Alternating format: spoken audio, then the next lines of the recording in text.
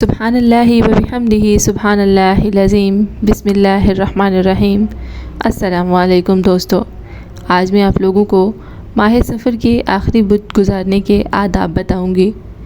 माह सफ़र का आखिरी बुध जब आता है तो उसमें आप लोगों को कौन कौन से वज़ाइफ करने चाहिए, किस किस तरह से अल्लाह ताला की इबादत करनी चाहिए और किस तरीके से इस माह को अलविदा कहना चाहिए। माह सफ़र के आखिरी बुध किसी भी नमाज के बाद 3 मरतबा कलमा शहादत, 300 मरतबा अस्तग़फ़ार और 7 मरतबा सूरतुल फैल, 7 मरतबा आयतुल कुर्सी पढ़नी है।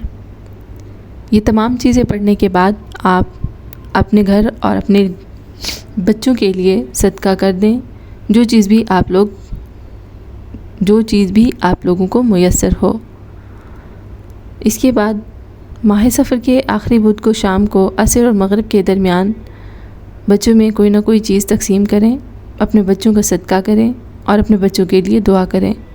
मौलाना सुल्तान औलिया शेख नाज़िम फरमाते हैं, सफ़र के आखिरी बुध को 70,000 मरतबा कलमा शहादत पढ़ें और उसे अल्लाह ताला के यहाँ। मौलाना सुल्तान औलिया शेख नाज़िम फरमाते हैं, सफ़र के आखिरी बुध को जो शख्स इन कलामात पर गौर करेगा, इन आदाब को मलहूज़ रखेगा, अल्लाह रब्बुल इज़्ज़त उसकी हिफाजत फरमाएंगे।